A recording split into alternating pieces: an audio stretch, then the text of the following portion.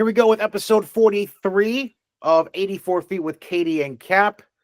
It's our usual weekly check-in between myself and the one and only Jeff Mlinar of Empire State Takeover, EmpireStateTakeover.com, at NYS Takeover on X, at Empire State Takeover on IG. I think I got all those tags right. Yeah, he's ready to board the Magic School Bus to take a road trip after this recording. So, do you have your little lunchbox and your thermos packed? Are you all set to go? I'm caffeinated. You're caffeinated. That's all we can ask for, man. Then I'm the same way right now. I'm caffeinated from a 6:45 wake up. So let's go. Let's go. It's weird. I have a highly anticipated boys game to announce tonight. In the Western Athletic Conference, Johnstown, who's looking to go for their 12th or 13th win in a row. Don't quote me. I want to say it's 12. I could be wrong. They're hosting Waynesburg tonight, and the Fighting Jeffrey Mulherns. So that should be a very interesting boys game. Then tomorrow night I have a surprise. Yes, this is me fast forwarding all the way to previewing the week. Tomorrow night I have a surprise appearance announcing somewhere, which I cannot reveal. Wednesday I've got Johnstown girls hosting OESJ on Johnstown senior night. Which only one senior, by the way. And then let's see. Thursday is my one off night of the week. And then Friday night I'm at Tamarack for the boys doubleheader against Stillwater. So an even mix of boys and girls basketball for me this week. Kind of weird, not gonna lie. But then I get a whole week. I get Saturday and Sunday to myself, which is yeah, I know. I think it's the last time I'm going to be able to say that until the end of the season, if I remember correctly. Because let's see, FM the following weekend, RPI, and then that following Sunday would be the first sectional semifinals. So yeah, this will be the last weekend I could say I have a Saturday and Sunday off until the end of basketball season. Yeah, and you get a good amount of you get some action to start the week. So with announcing at FM, I've suddenly become acclimated into now, I guess, being the unofficial official announcer for WAC playoffs as well. Before we hit sectionals.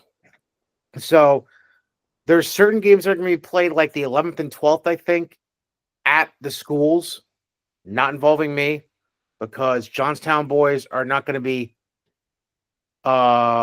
hosting a game because they'll be a high enough seed where they'll only play at FM at any point. And then the girls are too middle of the pack to host a game, so they'll be on the road for whatever day that is. But anyways, and then there's supposed to be games Friday the 14th, the night of Valentine's Day, but I'm already committed to Colony Senior Night, so I'm not doing that. But let me break it down for you. I close my email here. All right, so Saturday the 15th, there's a girls' game at 10 a.m. at FM. Then FM plays their own doubleheader. And then I have two WAC boys games after that doubleheader. Sunday is off from the WAC.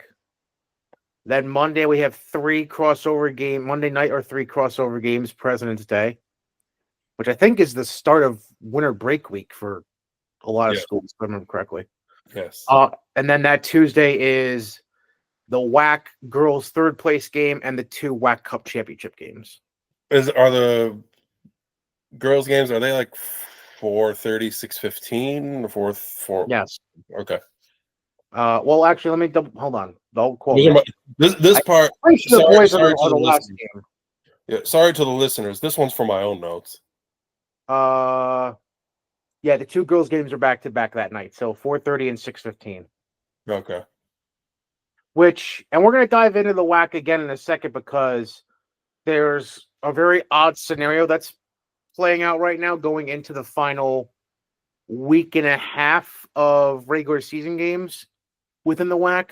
But we'll break that down in a second once we get through talking about Class B, C, and D.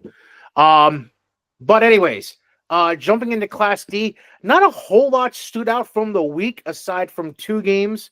One we had bloviated about both in my interview 2 weeks ago with Jason and Mackenzie Johnson, and then last Monday when we recorded that episode 42. And Northville ends up successfully defending their home court against Hartford in a tough test for the Tanagers.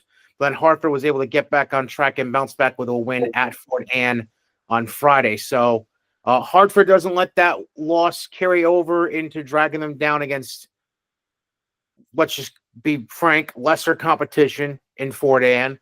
And now Hartford probably comes away from that. At least this will be my assumption now, with a better idea of A, what they're up against, and B, what they could potentially strategize for if and when they do meet again in the Class D finals, because one would assume Hartford and Northville somehow. One would assume Northville will go in as the 1 seed for Class D sectionals, and Hartford's never going to be below the 3 at this point, in my opinion. So never the twain shall meet until the sectional finals between those two. Yeah, might as well just see where you're at, right? I guess the way that I look at it, and this isn't necessarily how other schools, like when you're in the locker rooms or whatever, you necessarily feel that way, but we've talked about kind of Northville versus the field, and Northville's a clear favorite. Like Northville's as big a favorite in Class D within our section as any school is in any class in our section. We've got a couple classes that have clear favorites. So, if you're not Northville, to an extent, you're kind of playing with house money. When it all boils down to it, might as well make the trip to see where you stand against them now. So, no. It's they're Northville's on another level right now, but that just see where you stand. Yeah, I mean, why the hell not? Yeah, I mean, it's just it's one of those things where, and this is, I mean, it's funny because I feel like one of the constant conversations for, and this is just a very broad example I'm using here, for FBS football Division 1 is how certain Power 5, or I should say Power 4 schools now, schedule, when they do non-conference scheduling, they do a bunch of cupcakes typically, or at least certain schools have the reputation of doing that. But Jason Johnson's not one of those. He wants challenges. He accepts challenges, no matter whether they're Section 7, Section 10, within his own Section 2. He goes for it, and in the end, that can only help make your team better. It helps you recognize the weaknesses that you can try to hide or improve on, and then figure out your strengths so you can, hone in on those and continue to make them even bigger strengths if possible. So, yeah, I'm all for it. I have zero issue with any of the scheduling involved there by Jason Johnson. I've seen an uncomfortable amount of Coach Zulo, by the way. He's been in at least the last 2 Johnstown girls games, although the last time, which was Thursday last week, Thursday, something like that. No camera, but still had a notepad in hand. Because any of the team is something like that. So I don't know. I don't know. Always come prepared. Yeah. Always come prepared. There's I feel like, and he's there with a thought in mind, right? Just it's a whack opponent, but I feel that way. Like I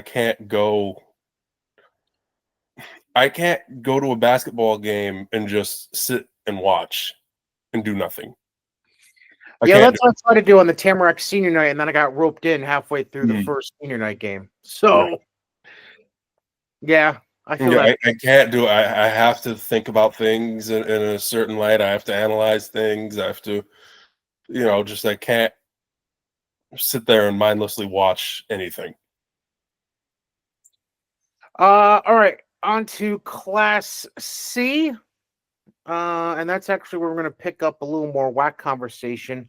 For starters, the only road game that stood out to me is, Greenwich was playing games that, didn't pop out to me necessarily. The only game that really stood out to me from a Class C standpoint was a Saturday afternoon game, actually. Mayfield certainly gave OESJ a run for their money, but in the end, the Wolves were able to hold on and get the road victory. I think the final score, I think it was like a 6-point game, if I remember correctly, something of that nature.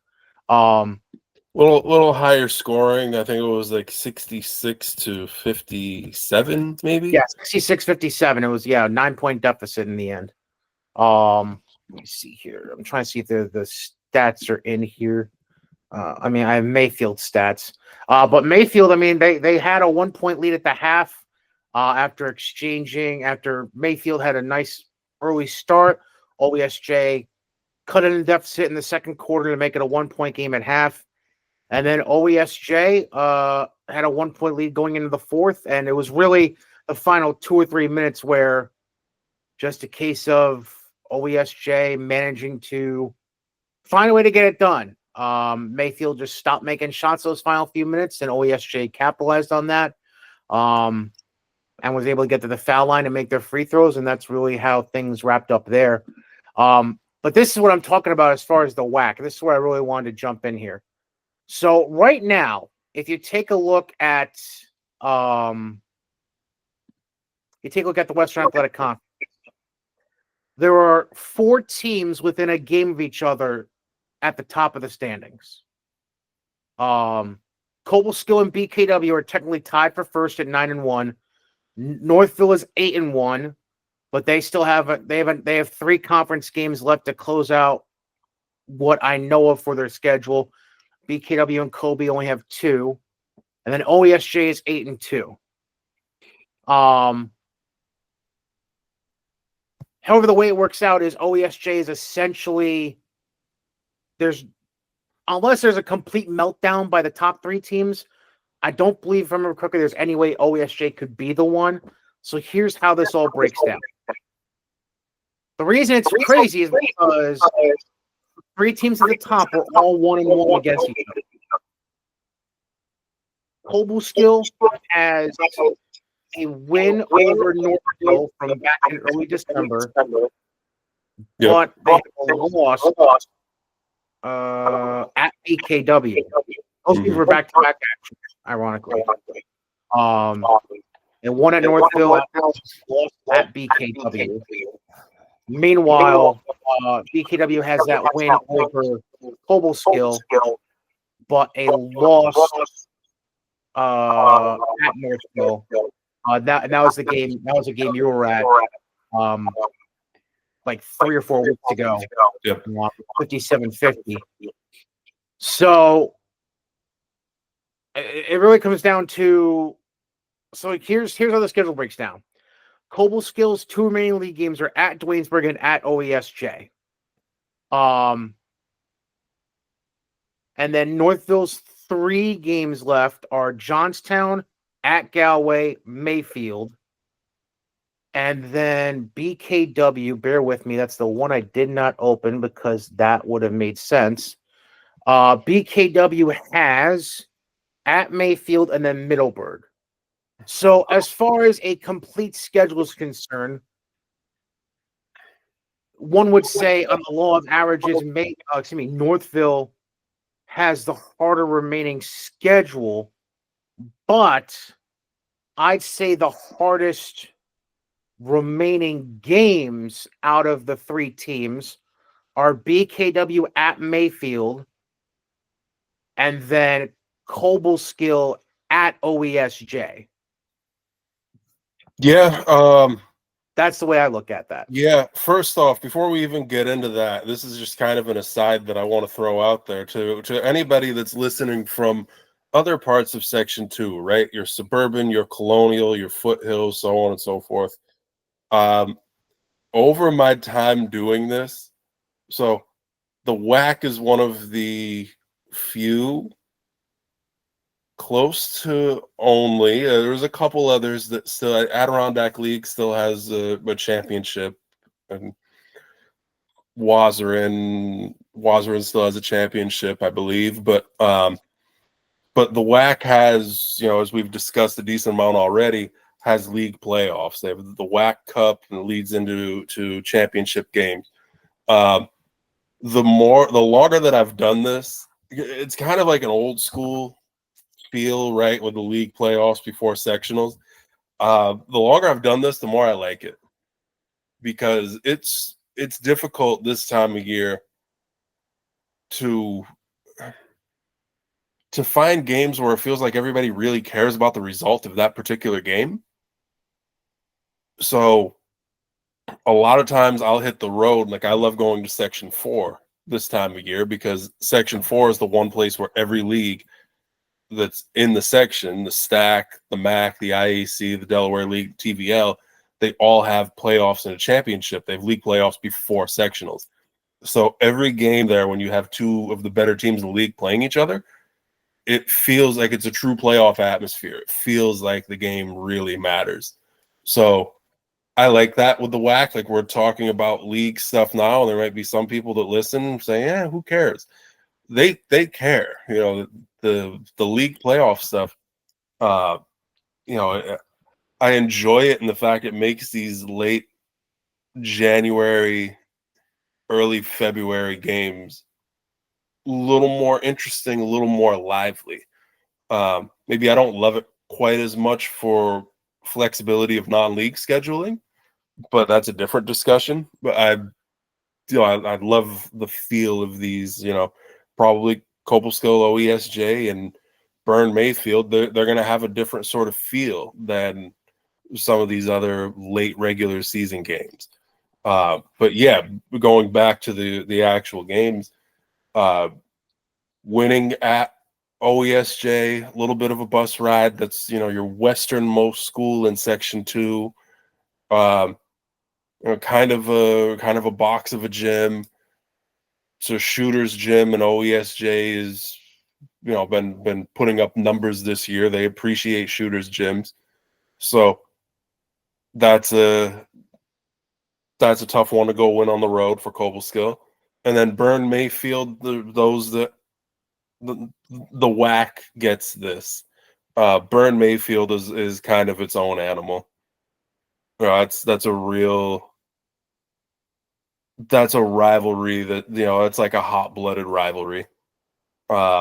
Particularly with girls basketball. So Burn Mayfield it always finds a way to be interesting, but going to try and get that win after the bus ride, because that at Mayfield, right? So yeah, BKW at Mayfield. Yeah, and just, it's all, no matter what, you could put that at FM, you could put it outside. Just the feel between those two always elevates the vibe. But yeah, those are the two out of the remaining WAC games that you mentioned that I look at and nod my head at.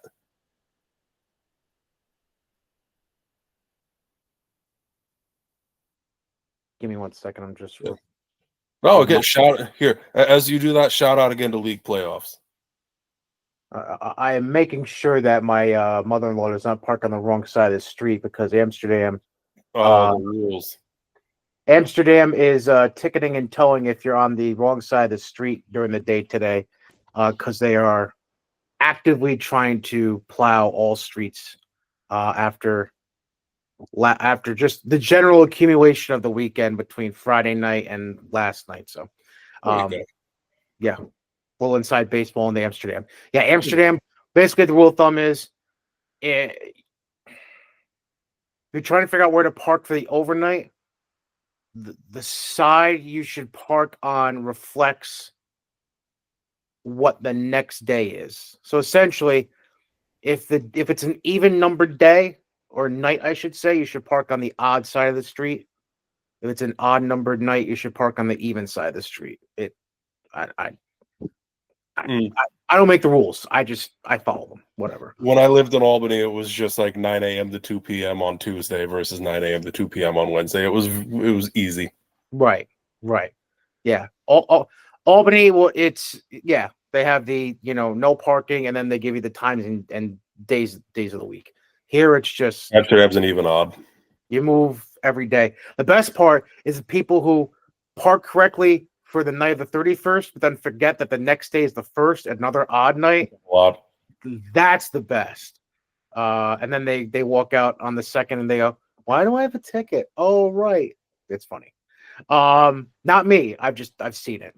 Anyways, enough about city parking. Let's get into Class B now. Some very interesting results coming out. And let's just be blunt and jump into probably, and I don't think probably, I think the word is definitely at this point, the most perplexing, confusing team in Class B right now. And that'll be Mechanicville. Just putting out there, being blunt, being honest. And Jeff, you can actually attest this because you were at one of their games last week. So Mechanicville, from what I saw on Monday night, because I actually did watch a good chunk of that game at Hoosick Falls, because my boy Mike Long Jr. coaches Hoosick Falls. Shameless plug for him. Mechanicville was able to get out of town with a victory that night, without Tanner Eisman. Then Wednesday, they go to LaSalle with Tanner back and in the lineup, but end up losing a 2-point game at LaSalle. But then turn around Friday and win at home against Cohoes. Or excuse me, LaSalle won against Cohoes Friday. So LaSalle gets out of the week with 2 wins in a row. But what are we to make of this? Because, and this is something that I've gotten an observation from as well from, a couple of people who follow the Mechanicville program closely. The team without Tanner is a very, how should I put this? Is definitely, you can they play like you can tell they're missing a piece. Let me put it that way. But then you get Tanner back in the lineup, and this is what you end up doing at LaSalle. You were there Wednesday night in Troy. Give me a little bit of what the eyes and ears were seeing and hearing that night. Well, what was the general vibe you were getting from that Mechanicville team as the game was taking place that night? So my take, they are a tough team to read, which is tough to say when you're 3/4 of the way through the season. That, if I watch you, I feel like, I can't really put my finger on it necessarily. A couple takeaways would be Tanner did come back. She didn't start, but she played good minutes. She did come back. The 2 games that I've watched him this month were her quote return games, because she got hurt. Was it against LaSalle? Yes. During the break, and then she was out for a couple weeks. She returned for the first Stillwater game, the one that I was at, and then I had heard she was immediately back out of the lineup. And then next time I go to watch them play at on the road at LaSalle, she's back. So I've seen both of their return games. I've seen Tanner twice this year. I watched Tanner play last year. I think part of it is she's kind of gutting it out. I'm going to guess that she's not at 100%. So she's giving them what she can, and she makes a clear difference for them. I don't think she's 100%. I think she's kind of giving them what she can give them. But this just isn't a team that generates offense naturally to me. Yeah, I haven't watched them against the teams that they can run out of the gym. With the lower end of the Wazzer, and so because if you go down there, the scores on high school sports stats, or if you go to the Wazzer and Sportsnet website, and there's some games that they've scored 60 something, so on and so forth. I've watched them against Stillwater and LaSalle. I'm going to go out on a limb and say a decent amount of that offense is generated through defense. When they're not able to create turnovers, offense isn't naturally a fluid sort of thing for them. So even when they, even in their strong points against LaSalle, say early on, they took that 10-point lead. I think they were up 6 at the end of the first, and they extended it to 10 around the middle of the second quarter. They were up 6 at the end of the first quarter because they held LaSalle to 4. It wasn't that they had some big explosion offensively, and it was a strong defensive quarter. I heard Mechanical's coach. I was on that baseline. I overheard him in the huddle going into the second quarter saying, what equated to that was the best defensive quarter that we played all year. And it was a very good defensive quarter. They came out strong at that end. And even when they extended it to 10, driving force behind extending the lead was 2 Molly D. Sienna steals and layups off of sideline out of bounds passes. So that was defense being the driving force and generating offense. When they weren't able to turn them over, and Molly got in a little foul trouble right after that second steal and layup, she picked up her third. It's kind of a frustration foul. She kind of got a shot in the back that the lead official was, baseline official didn't have the angle to see. The trail official missed it. So it was kind of a frustration foul. But once she got in foul trouble, they weren't able to generate turnovers and create not necessarily chaos, but just make life difficult for LaSalle ball handlers and their ability to connect passes. Once they weren't able to do that as much, they struggled to score. So you're going to put yourself in situations that teams keep it close with you that maybe we don't necessarily think they should, or teams beat you that we don't necessarily think they should be able to. I'm not saying that about LaSalle, because I think that's a pretty even matchup one way or the other, but just that general sort of scenario. You're going to put yourself in those sorts of situations if if your offense is at a stage where you're going to be scoring in 45 or below if you're not able to generate turnovers. So that was my take. And again, I've watched them a couple times, and even 3/4 of the way in the season, I can't get a great read on them, which I don't necessarily think is a good thing. But that was my take. I think Tanner's given them what she can give them. But I don't know if she's. I think part of it is she's kind of gutting it out. But the offense just isn't fluid for them. It isn't. It's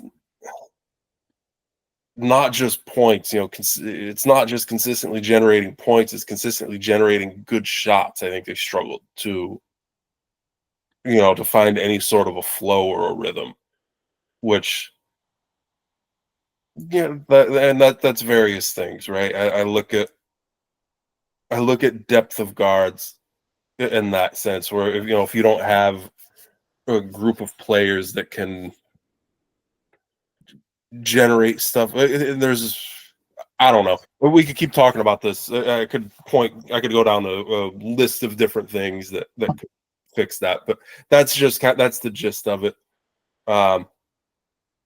They've probably higher scoring games against teams they can turn over, and then if they can't, then it's lower scoring games, and that leaves much less margin for error. So let me put this out there. So Mechanicville, they eventually did bounce back on Friday, I believe it was. Thursday. And got a win at home against Emma Willard. Probably a team they can turn over a lot. So their 3 games remaining are home against Tamarack tonight, at Emma Willard Thursday, and then at Hoosick Valley a week from tonight. Now, Tamarack's a team they only beat by 1 on the road in mid-December, but that's in part because Tamarack came out and got a 12-point lead by the end of the first quarter with 21 points and then scored 20 the rest of the game. Yes. So for the sake of the conversation, this is not me making a prediction. I'm doing this for the sake of the question I have for you. Let's say Tamarack gets the win at Mechanicville tonight. So that easily puts Tamarack, I would say, top 3, in my opinion, in B with Coxsackie and Catskill. Between the way Mechanicville's been playing and the results that have been coming out of these games, in addition to the way Voorheesville has turned their season around after starting out slow out of the gate, and then trying to figure out how to appropriately judge the schedule of Cobleskill and how they finish in the WAC. Are we looking at a potential for Mechanicville to fall into a 5 or 6 seed at this point in sectionals? It's possible. I think that this game, the Tamarack Mechanicville game, is valuable in that sense. Like if Mechanicville wins that game, then no, because they'll be above Tamarack. I feel like this game is basically the difference from Mechanicville being a 3 seed or a 6 seed. But for me, so yes, yes. This game is big tonight, Mechanicville Tamarack. For me, it's bigger not because of sectional seating. It's bigger because just get on the right track. It's either right for Mechanicville. It's just a little bit of a struggle lately. We tough scheduling, right? We got those 2 with Stillwater. Tough one against LaSalle. You just get on the right track. This is a team that I know is competitive with us. Let's get another win against a competitive team just to boost the morale. It's on their home court and all that good stuff. So I think it's big for them in that sense, because for me, the seeding this year in Class B, it's still just as long as everybody's at full strength, which I don't know if we're getting into the whole, I don't know if we're getting into Coxsackie after this, but that's a prime example of a team that I know is not at full strength right now. But if you take everybody that's at full strength, right, and you have Catskill and you have Coxsackie and you have Voorheesville and LaSalle and Mechanicville and Tamarack, and am I blanking on it? Am I forgetting anybody else? But you take these teams, regardless of what their seeds are, you can kind of just throw them in a pot, and whatever 2 you pick out and say, here, you 2 go play each other, then you're maybe even Cobleskill, you could probably throw them in that mix, and you just take whoever, you throw them in a pot and say go play. You get 2 teams.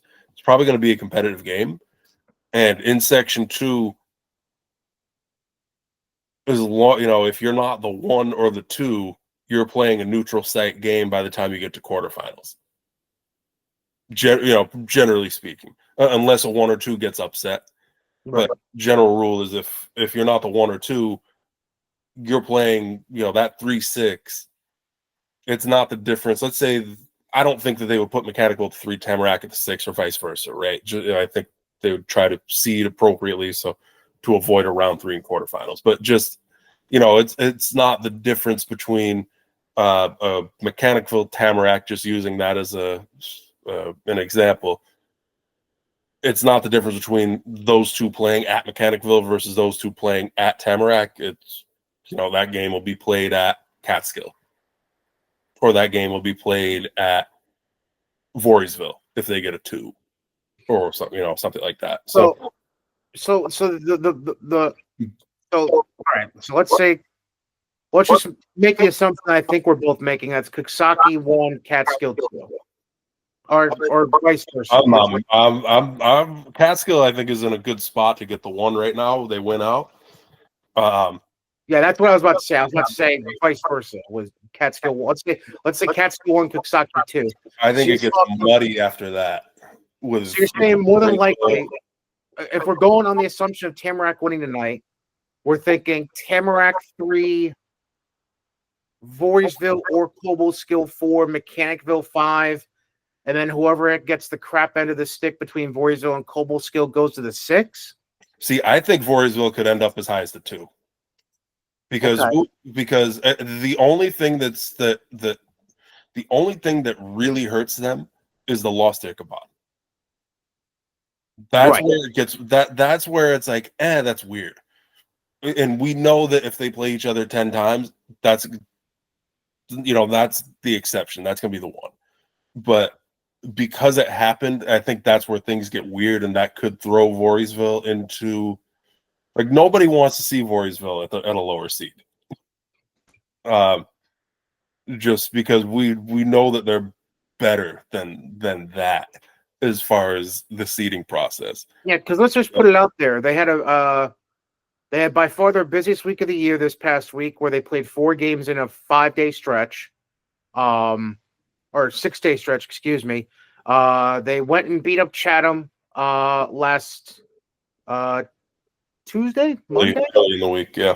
Monday, yes, last Monday. Then they turn around and there were points where they were getting back into the game, but just couldn't quite get into a leading position, and end up losing by 9 at Chalmont, which by no means is a bad loss at all. Then they go and then they come home and lose a tough one to Holy Names by 6 on Friday, and then turn around the next afternoon and achieve the series sweep over BKW out of league. They had won at BKW a couple weeks prior by 15. They went at home against them by 12. And the remaining schedule in hand is at Troy tomorrow night on Tuesday the 4th. Then they host Ichabod, go to RCS, and then host the other half of the home and home with Chalmont on Friday the 14th. And then obviously you look at the what they've been playing in season. You have 2 not so looking nice wins against Maple Hill because of the way Maple Hill has gone the last month and a half. Yes. But there's still 2 wins against Maple Hill. Yeah, the look of those has changed a little bit as the year has progressed. Yes. Right. The opening season losses to Academy and Catholic Central, which you had no return games against, but they're there. You have what looks like now but now the win against LaSalle, I guess, looks a little better now than maybe people would have. I don't know. I don't know. But I mean, when you compare that schedule to like a WAC schedule of Kobe, or I don't know, no offense, a Patroon schedule, maybe of a Coxsackie. And you can and everybody's schedule. Yeah, I've no offense, none taken. No, I think that we can all just a Class B playing in the Colonial is going to play a much more difficult schedule than a Class B that's in any other league. Period. Why the after the Colonial, you're probably talking. What do we have? We have the Wazarin, we have the Patroon, we're probably going Wazarin number 2, Patroon, Whack, Yeah, and Corinth out of the Adirondack. Corinth is in the Adirondack League. Right. So it's a matter of for seeding, it's the weighing within the leagues, right? So Catskill wins over Coxsackie, they're getting the top out of the Patroon. Voorheesville won over LaSalle. They did they got that win over LaSalle. If they and Ravina's an A. I apologize. I forget whether Ichabod is an A or a B, so I'm looking right now. They are also an A. Yeah, Ichabod's an A. So as long as for like overall league purposes, as long as Voorheesville doesn't trip up against, say, again against Ichabod and Ravina, and they get one of those between Troy and Chalmont, they're going to be in position to have a higher seed than LaSalle. So it's just a matter how much does the other stuff get weighed?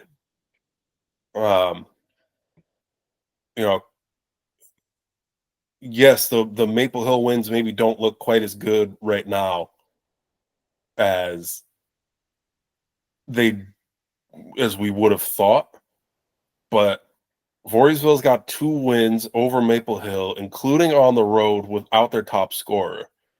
Catskill beat Maple Hill on the road as well, but it was close.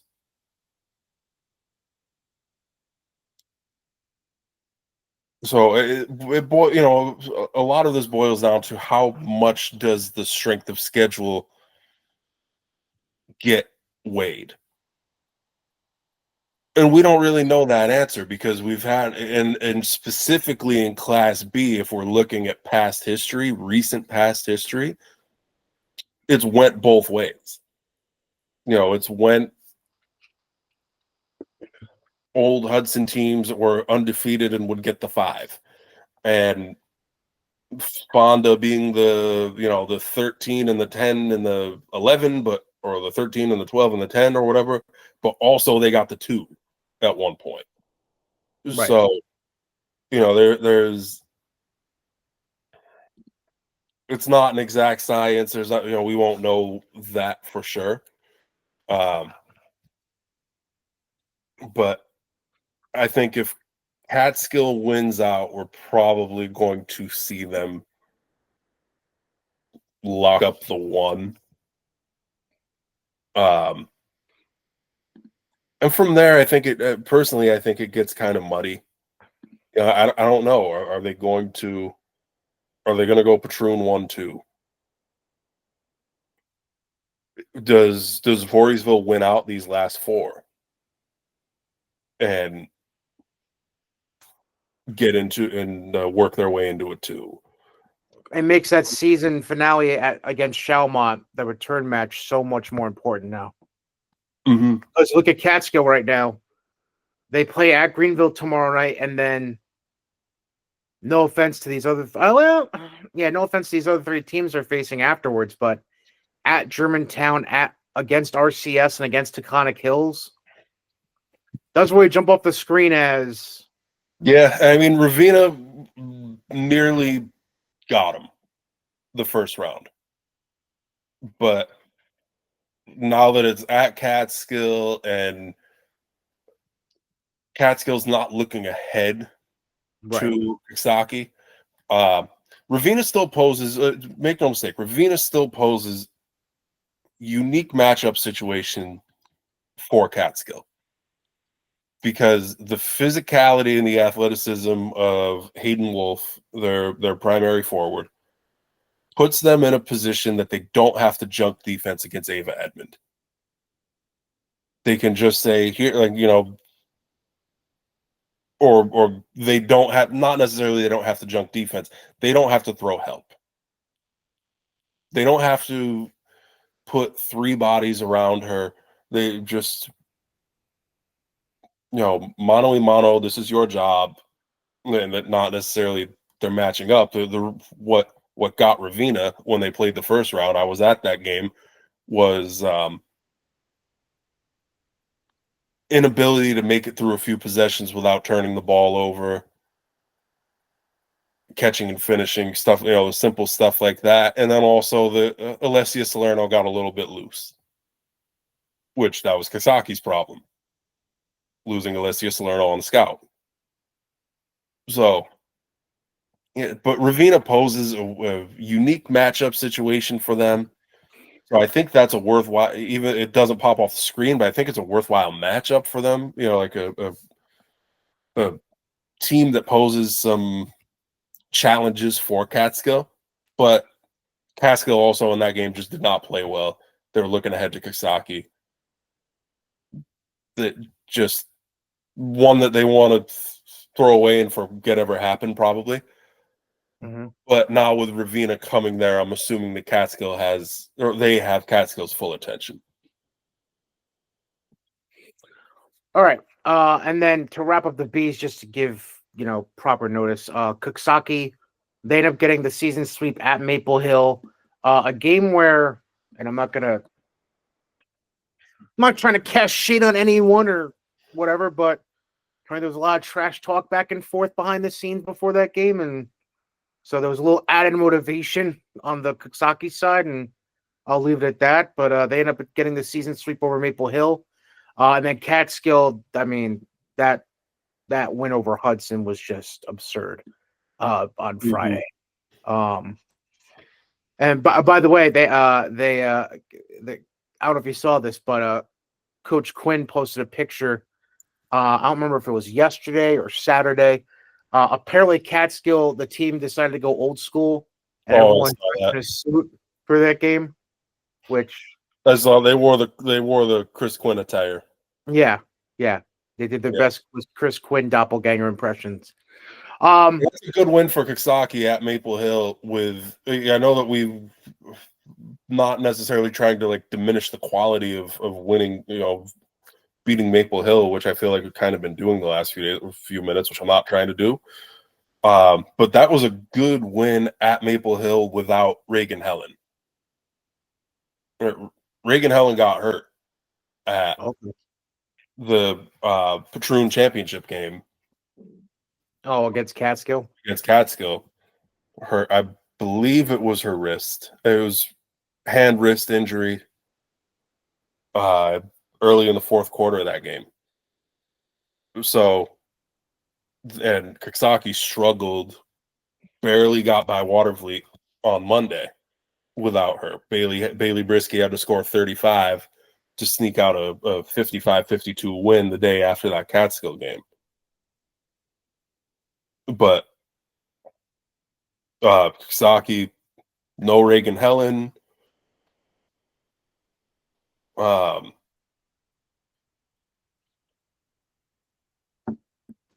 No, I'm wrong. She played.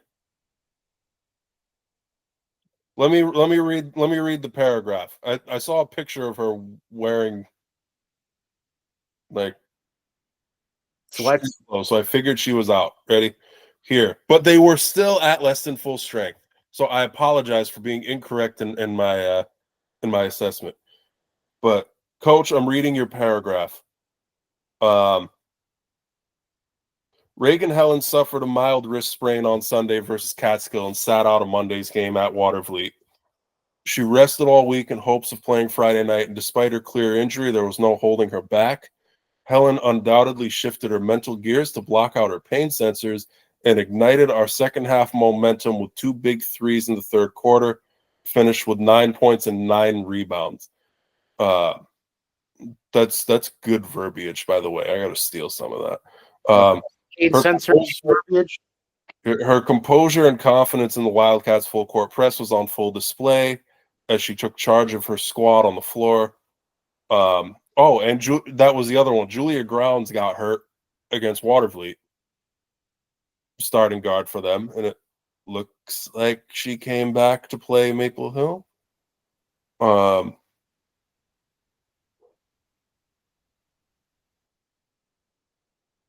Did she? Do you get an email report from every coach after every game?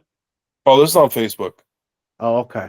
Yeah, I wouldn't be reading the private whatever. No, I don't. But no, I know that she's good on Facebook, so I was like, let me fact check before I just start running my mouth. Gotcha. Maybe I should have done that an hour ago. No, you're good. You're good. But no, so they did. I take that back. They were at full strength. Okay. They were at full strength in the sense of everybody played. Maybe not necessarily at full strength, the players, but it's also late in the season. Everybody's kind of dealing with dings and bruises and right and kinesio tape on their knees and so on and so forth. So I take that back somewhat. They were at full strength, although that was kind of first game back and so on and so forth. So move on to Class A now, and we're going to stick with we're going to circle back around to a team we had just talked about a little bit in the Class B discussion, just because of scheduling purposes, and that's Chalmont, because there's a very interesting way things are looking in Class A. We'll touch on BP in a minute, just because I think he only had one game of note last week. I'll double check here to make sure. Yeah, with all due respect to BP, just that schedule out, unless they're playing Amsterdam or Queensbury. They actually had one game period last week, was the Monday night win over Amsterdam. So there, I don't feel as bad now. But they have to win. Better win as the year goes on, because Dumoulier's been doing a nice job with that group. Yeah, so they had a good win at home against Amsterdam, and then they've got a pair of games this week at Hudson Falls, and then home against Gloversville. So that's that with BP. So we'll put BP aside for this conversation we're about to have for a second, just because right now I think we can pretty much say they're locked in at 1, barring anything supremely psychotic happening the last couple of weeks here. So let's put them aside. You look at 2, 3, 4 in the A's right now. Holy Names, Chalmont Academy, 3 Colonial Council schools. And here's how things look right now. Academy has a win in hand over Holy Names when they played at Siena about a month ago. They have not played Chalmont yet. That game, they're only playing Chalmont once, and that's tomorrow night at Chalmont. Meanwhile, Chalmont has played Holy Names also only once this year. And that was a 9-point loss. Holy Names won that one. I was at that game. Correct. And that's the only time they're playing this year. So a bunch of one and dones for the 3 teams involved here. Not a bunch, but 2 one and dones for Chalmont, while Academy and Holy Names, they will meet up again. I believe it's this Friday, if I remember correctly. This Friday at Holy Names, because the game at Siena was Academy's home game in the home and home. So between the 3, that's the only series that's going to be played twice at all this year. But then we look at the remaining schedules just to kind of gauge where we're at this point. So Chalmont's coming off the win against Voorheesville, we already mentioned, but then losing to Catholic Central. At this point, we just kind of write it off as it is what it is, really, in the Colonial, given the way Catholic Central has been playing this year. So you kind of write that off.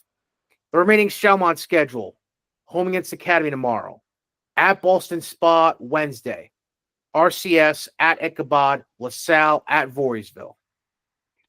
Academy's remaining schedule: at Chalmont, at Holy Names, Catholic Central, at LaSalle. That's a gauntlet and a half. Remaining schedule for Holy Names. Bear with me because I didn't open in advance like an idiot. Holy Names schedule: senior night against Cohoes tomorrow night. Academy Friday, at LaSalle, Catholic Central.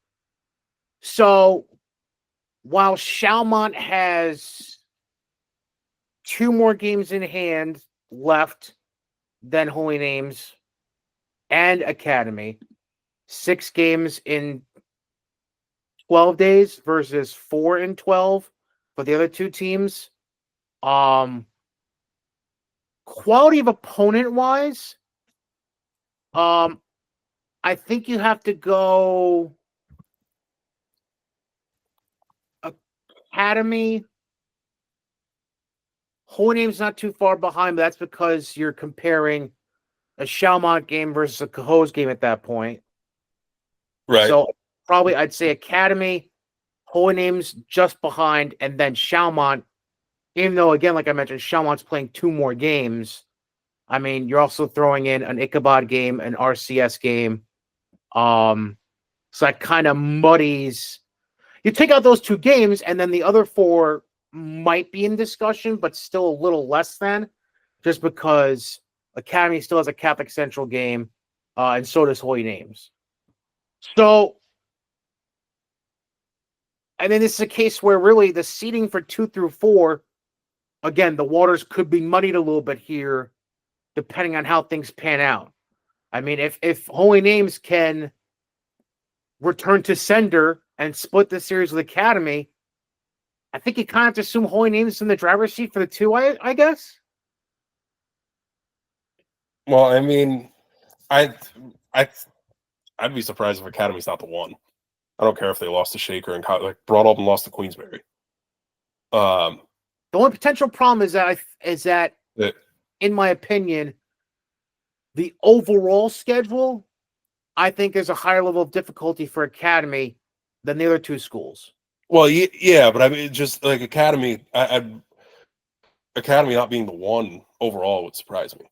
Just like April Park has been 10-10 and got the 1 seed before. It just the strength of their strength of schedule in non-league is so. First off, their strength of schedule in non-league is just on a different level for the most part, except for the SAS game, which they kind of got forced on them because of the change at the Downtown Classic. But playing Columbia, Central Valley, Shaker, Aquinas, Chenango Forks. Yeah, like lose to Aquinas and lose to Shaker close and lose to whatever. Yeah, to me that's swinging in a different weight class. So the only thing that would make things screwy would be if Holy Names was to knock off Academy in the second round. If Academy loses to Catholic High and beats everybody else, but I feel like it should be pretty clear cut. If Holy Names is to beat Academy, if they're able to put 32 minutes together of the 16 that they had at Siena, now we get to start splitting hairs a little bit. But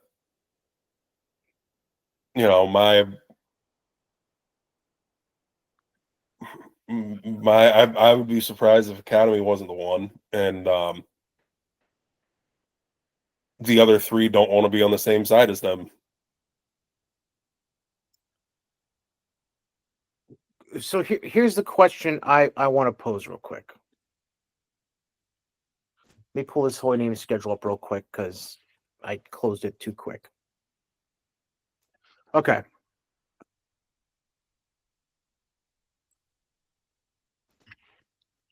So look at this schedule for Holy Names: Cohoes Academy at LaSalle Catholic Central. Let's be frank. For Cohoes and LaSalle, and I'll even go out on a limb based on what we, again, going back to focusing on the first half of that Academy game at Siena last month. I would say Catholic Central is the only team in the remainder of their schedule that has any kind of potential answer to Maggie Vollmer. That's my opinion. Don't know if you agree with it, but I'm putting it out there. That's my opinion. Coles doesn't have one. LaSalle doesn't have one. And, I mean, Academy has good defenders, but you can't teach. There's no mano-a-mano individual one-on-one. You have to game plan different ways. You have to game plan from team perspective. Correct. And you have to try to attack her in different ways. Like, you have to try to play with pace. Right. And if the guards are on point for Holy Names, then you're dead and buried, because even if you try taking out Vollmer, the guards are on point and still getting the Panthers to that 50, 55, 60 mark. Even if you hold Maggie down to, let's say, 10, the guards are shooting well, and you're screwed at that point.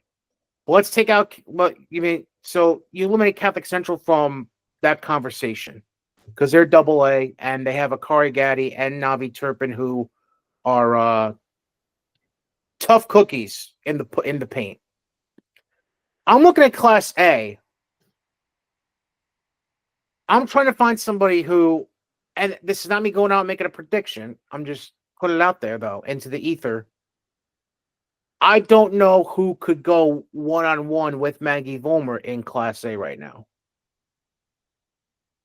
Maybe one of the Perrys, but here's the Broad roster. Like, if we're talking from individual one player versus one player sort of standpoint, Broad Albin is more equipped for an individual matchup with Maggie Vollmer than anybody else is because of their sheer size. That would probably be a Molly Russum assignment. That probably wouldn't be a Perry assignment. Okay.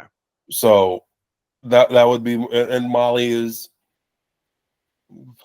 5'11", 6 foot range, and she's got some length as well, and she's not. She doesn't have quite the frame of a cat, or she doesn't have quite the frame of Maggie, but she's got a little more strength to be able to kind of tangle in the post. But that being said, Broadalbin's not going to match up. Broadalbin's going to play various zones. They'll play the twin 2-3 with the Perrys up top and extend that thing all the way out to half court. They'll play odd guard zone 1-3-1, 3-2. So it still won't be like an individual sort of matchup because Broadalbin's going to play zone. The others, like an academy, it's do they have that singular force to root her from the block? No, they don't. Where they're trying to get her is make the game faster than what she wants it to be. Run doubles at her all the time. Have the doubles come from different spots on the floor. Because Maggie is, to Maggie's credit, she's a good passer out of the post. So she can utilize that extra attention and extra help to free others up. If she gets the ball on the right block, it's probably going up because she's comfortable on the right block. But if she's rooted a little bit out, away from her comfort area, or she's on the left block, or so, she'll probably look to dish against a double, and she is a good passer. So the doubles have to, and good passer gets it to where it needs to be on time. So, they look for enhancing the pace, sending multiple athletic bodies at her, sending the doubles from different spots on the floor. there's nobody else has Broad Albin's probably most equipped for an individual matchup with her, even though it still won't be that.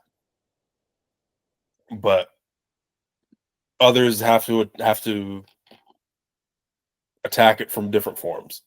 They have to beat it different ways. 2 or 3, doubles, multiple bodies, and use, take her strength, which is her strength, try to make it a weakness and make her have to run, as we get later in the season, not necessarily these next couple of weeks, but as we get deeper in the playoffs, 94 feet, have all 5 run every possession. So, yeah, I mean, she's not many teams in Section 2 in New York anywhere at this point have like true bigs. So when you have one that's a very effective like true 5, it's a unique match. It's a unique game plan.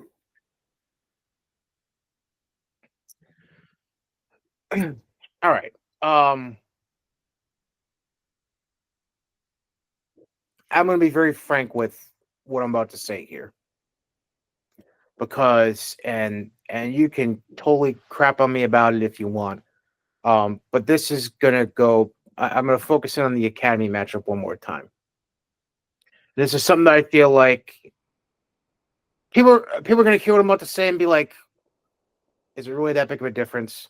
But we've addressed it before. It is a difference. It does. There is meaning behind it. That first game was on a bigger court. The 10 feet of length up and down the floor. It doesn't sound like a lot, but over the course of constant motion, especially in the second half when Academy was able to create turnovers and get in transition, it does matter.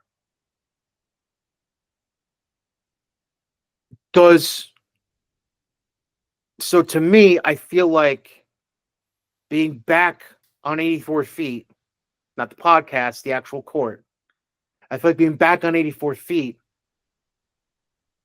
could be enough of a game changer where, as long as Holy Names is smart with the basketball,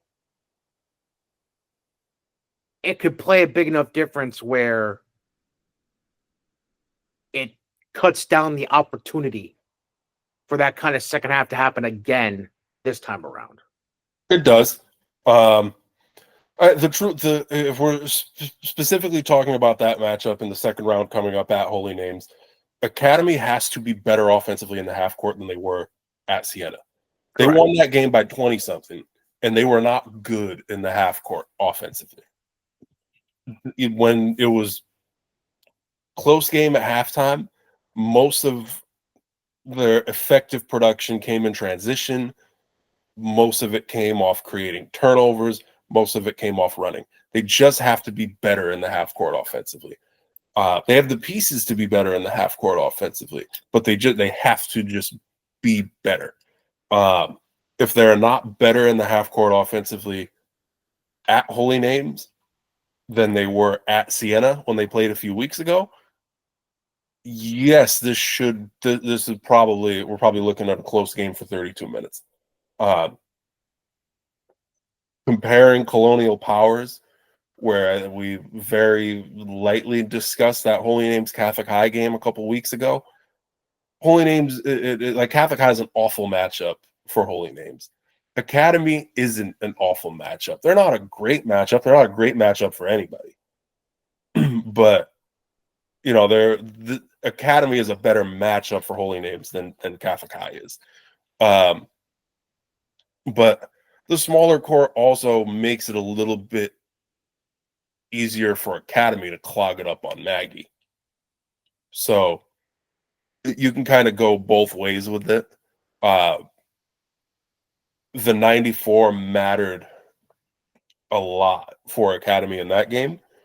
If they're better in the half court offensively, then 84 versus 94 isn't going to make that much of a difference, because it just means that they'll be able to generate their offense in different ways.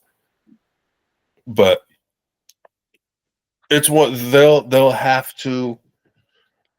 we kind of talked about this in round one, and I hope that the academy kids wouldn't look past holy names in any way, shape, or form, especially after round one.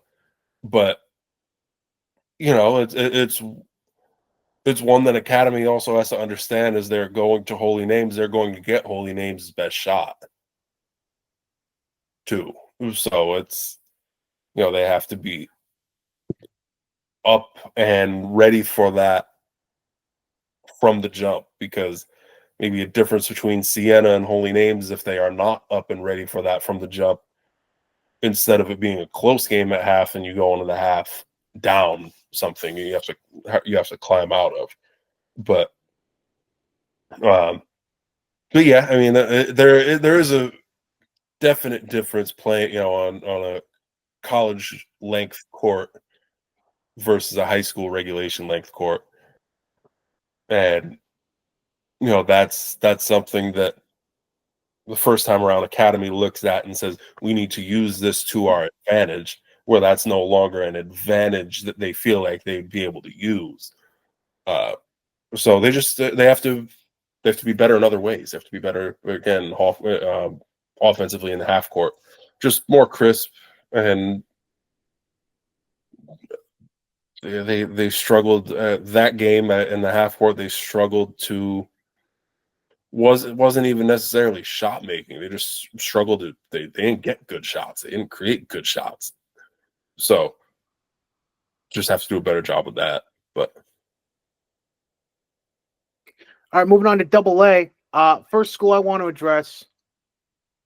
I feel like we have a school that might have figured things out, because a coaching change is never easy, especially when you've had somebody as long as Bethlehem had Coach Wise. But so there were some growing pains there.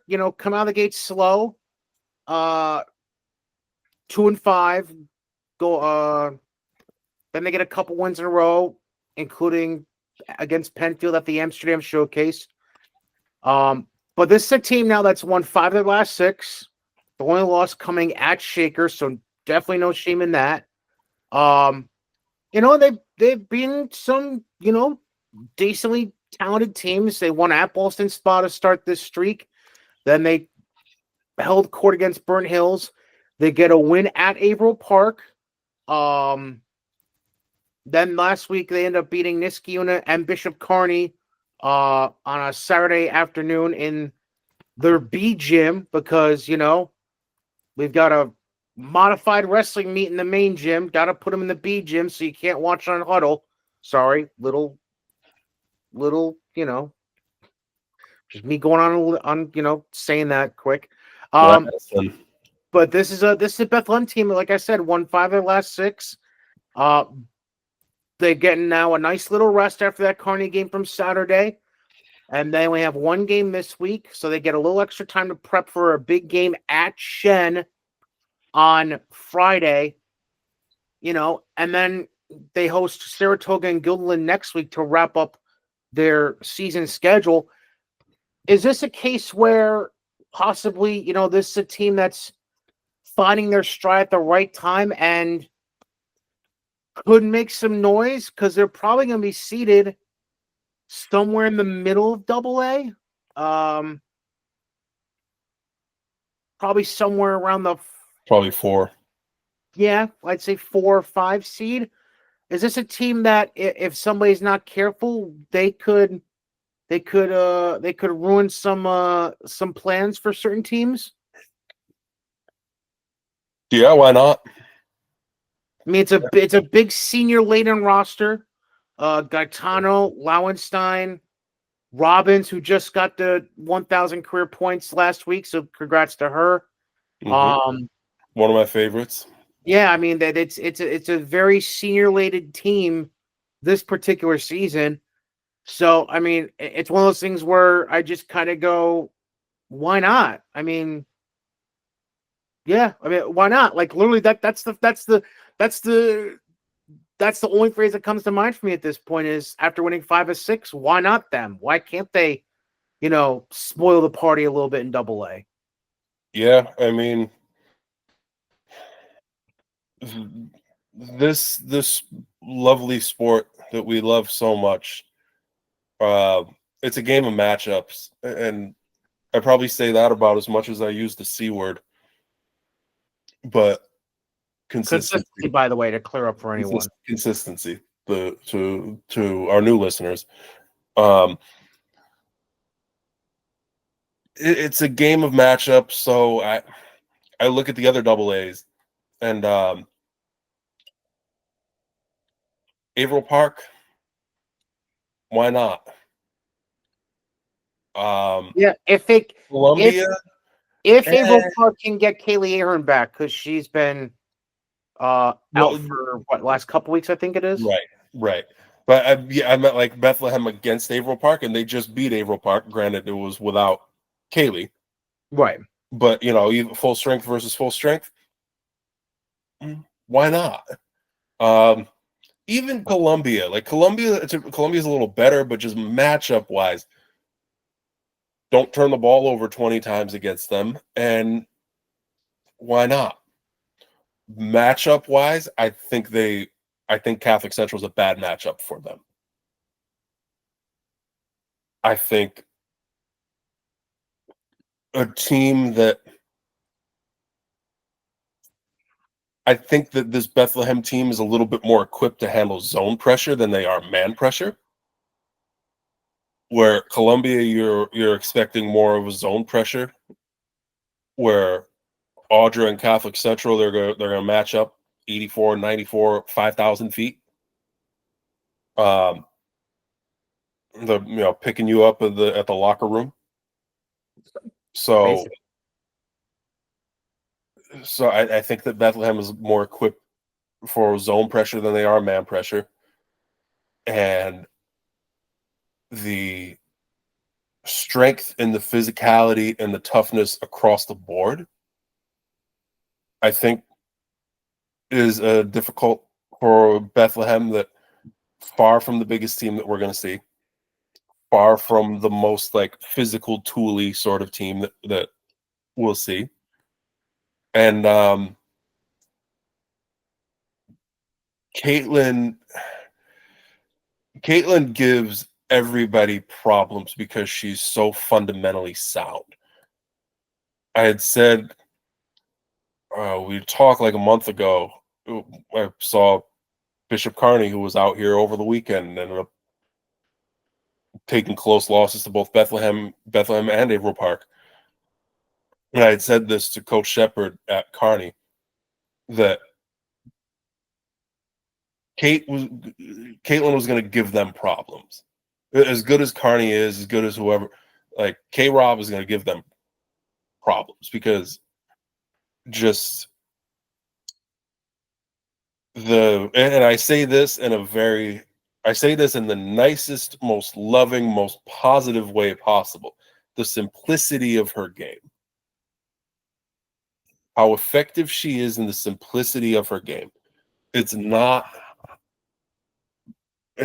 big highlight stuff. She catches, if she can put a hand, if she can get 3 fingers on the basketball, she's catching it. Exceedingly just soft touch, high level finisher. High level finisher and finishes high. So she's not 6'3" by she's 5'10" or something like that. But she finishes like she's 6'3". The ability to finish over the top, because it's with the wrist at the peak. At the peak of her jump and at the peak of her reach. Doesn't look like a weight room maestro, but finishes through contact. Finishes through contact consistently. Doesn't, the stuff runs through her, but not like a commanding, has the ball in her hands all the time. Usage rate is high. We can work our defense around her. She gets it within the flow. So I had mentioned to him that was a kid they were going to have problems with, and she scores 1,000th point, and that's 26. So, kind of worked out in that sort of fashion. But that's my my long talk love of Caitlin Robbins to say that Catholic High has different body. They match up and they have a couple different bodies they can throw at her. They can have Navi guard her. They can have Akari Gaddy guard her. They could have Chris Foglia guard her for a little while. Like if they get in a little bit of sorts of foul issues, they have a couple different bodies they can throw at her as a primary defender. But the key is speeding the guards up. And I think that you can do that more effectively with man pressure than with zone pressure.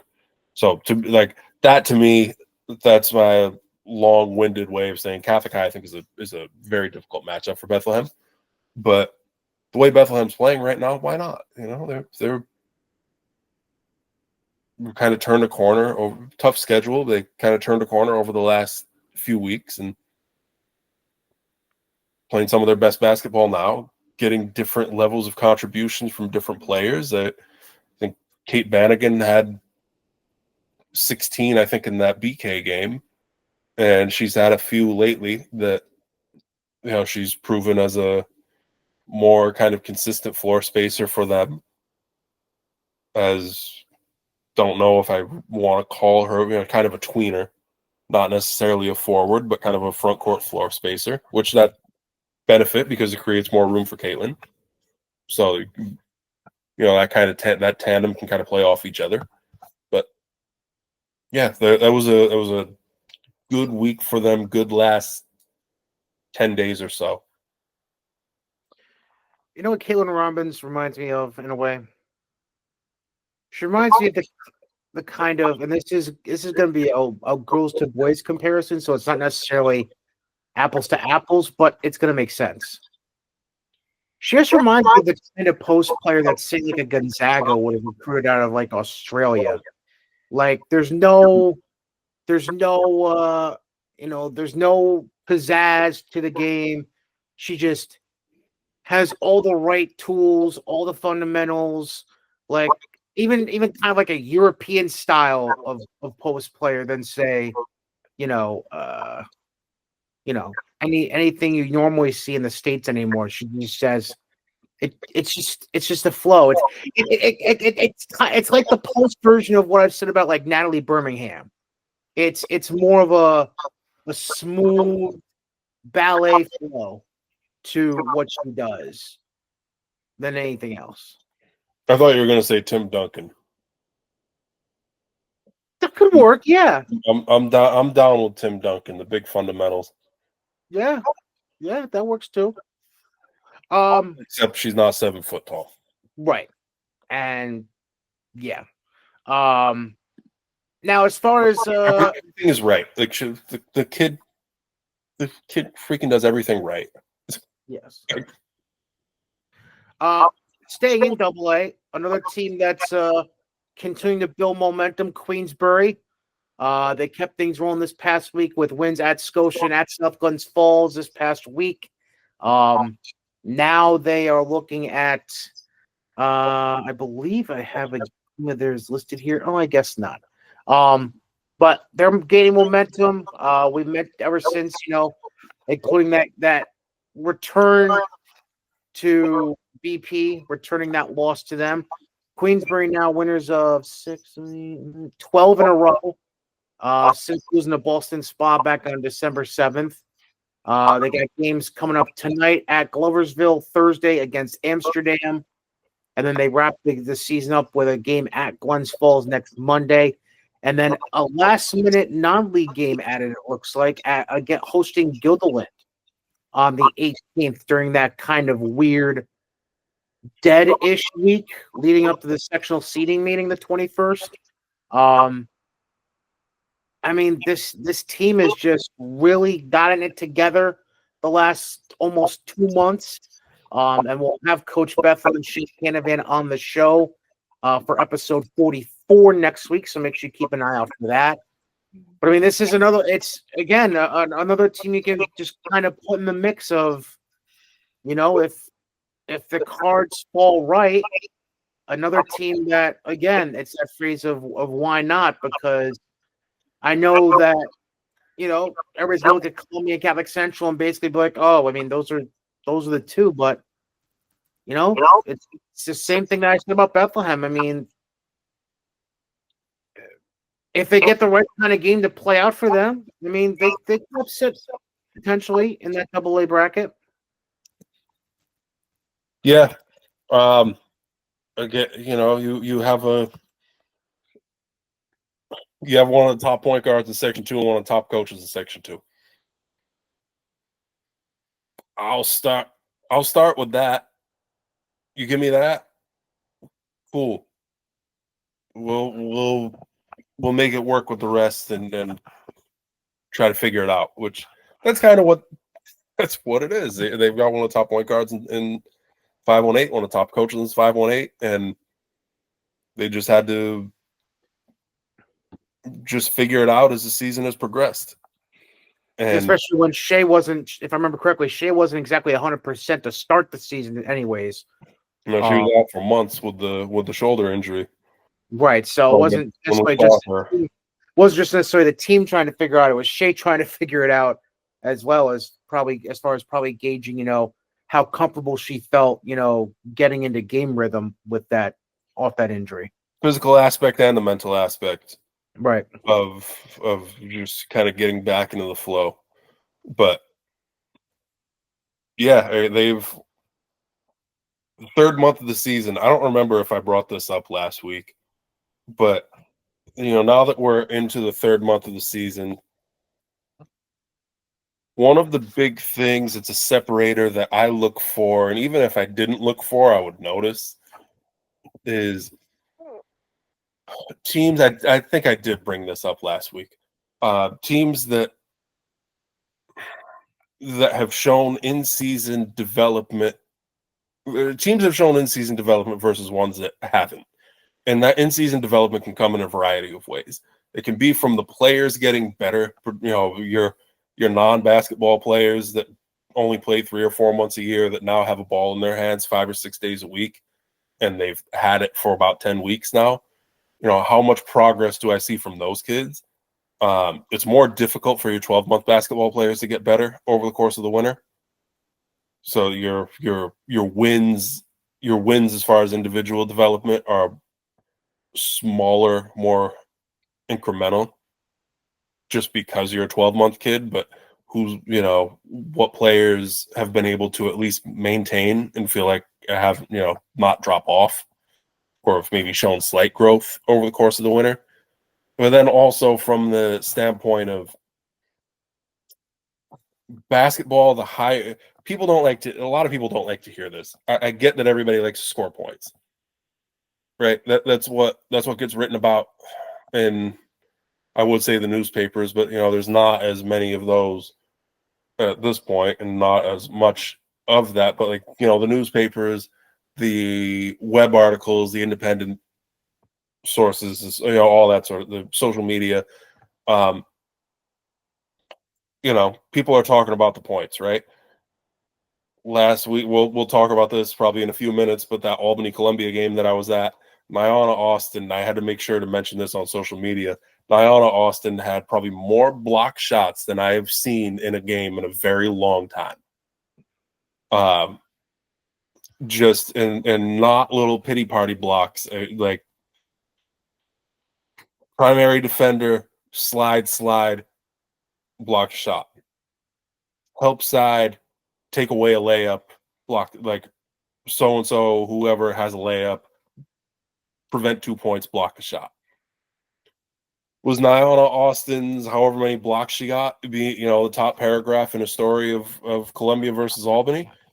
Probably not. It was probably Azira Gates had 19. Gabby Taylor hit 2 big threes in the fourth quarter and had 17. Jasani Francis Torres had 14. Then maybe Nyana Austin gets a little footnote, but they don't win that game without her rim protection and without her attitude in the middle, because she was blocking shots and she was saying a little something about it too, and they developed more confidence as the game went on and went on that run. But that's my little side note, where everybody likes to score their points, but the higher level of basketball you get to, this sport is a game of roles. And not everyone can score all the points. There's only one basketball. So teams that, now we've made it to the third month of the year, what teams have defined roles? What teams have players that are bought into what they have to do to make the team successful? What teams have players that are bought into making the most out of their roles? And what teams and coaching staffs or whatever have put players in those positions to be successful within their roles? And who's maximizing, who's a star within those roles? Because I go to some games I go to this time of year, and I can't tell the difference between February 1st and November 20th. That's the reality of it. Like you could take the game and you could put it at the park in the fall, and I wouldn't really know the difference. Now I go to some games that are like that, and then there are games that I go to that are, that you see that in season progress and that development. And the team that I'm watching right now is not the team that I saw at the beginning of December for all of those sorts of reasons. Queensberry is like exhibit 1A of that, of just the team that I saw play against Walnut Grove on the first day of the Michelle Bennett Memorial, and the team that I watch against Broad Alban. They wore the same jerseys. They had the same jersey numbers. They were the same kids, but it wasn't the same team. It was a vastly improved team as individuals and as a unit. And I think that's a testament to everyone involved. That's a testament to the work by the players, the program, the overall program, community, team buy-in. That's a testament to Coach Bethel, year in, year out. So, this has probably been, I don't know, I would say some of her best work, probably. Just death taxes in Queensberry the last 7-8 years or so.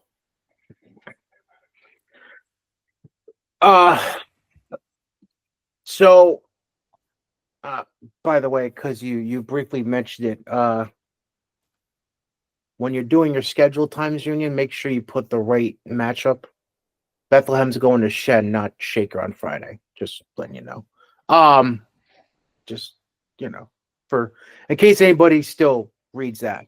All right, so let's start getting into the other three games you went to last week.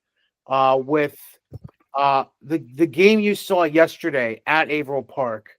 A wild finish, to say the least. Yes. Averill Park ended up getting the win with an Ariana Verardi bucket at the very end. I think it was 55-54, if I remember the score correctly. Yes.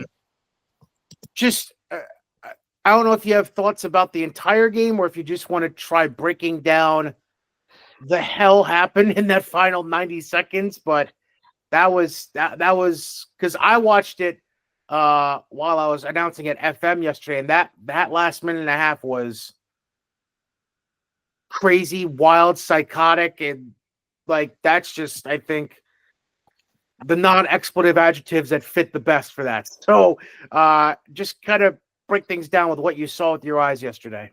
Yeah, I use the term, if you follow me on social media, which Brian already brought up my socials, but particularly on the X Twitter, artist formerly known as Twitter, I use the term commander of chaos sometimes. It was something that was brought up a little while ago where it's like I show up to a game and stuff gets weird. And it's like, oh, commander of chaos. here we are, arrived. And I've used that term. I try not to overuse it, even though I see some interesting games. I've used it a few times this year, and I didn't pull it out for BK Averill Park on Sunday, and I very easily could have. The biggest takeaway from that one, the biggest takeaways, first off, really good win for AP without Kaylee Ahern. You know, that's a very difficult. Not having Kaylee hurts them against anybody. Not having Kaylee really hurts them against BK. So Bishop Kearney, to those who haven't watched them, very, very talented backcourt. 2 Division I signees in the backcourt that are both point guards. You know, they're running a 2-point guard unit. So with Leasia Wilson going to Holy Cross, Clarissa Good going to Binghamton. Both seniors, been at the varsity level since BK won the state championship in AA. So, you know, they've been around for a hot minute. That's a really difficult team to play if your guard situation isn't right, or if your guard situation isn't at full, if you're not at full strength. So really good win for AP without Kaylee. Really good win for AP, given the fact that over the course of a 32-minute game, if you were to total up the entire length of time that Averill Park led, it was about the length of a shot clock. Maybe a little bit more, maybe 35 seconds. So BK led most of the way. It was tied maybe for about 2 minutes, and Averill Park led for that about 35 seconds, we'll give it. So up 5 with, and it started with, there was a 2-possession game. Kearney was in the lead.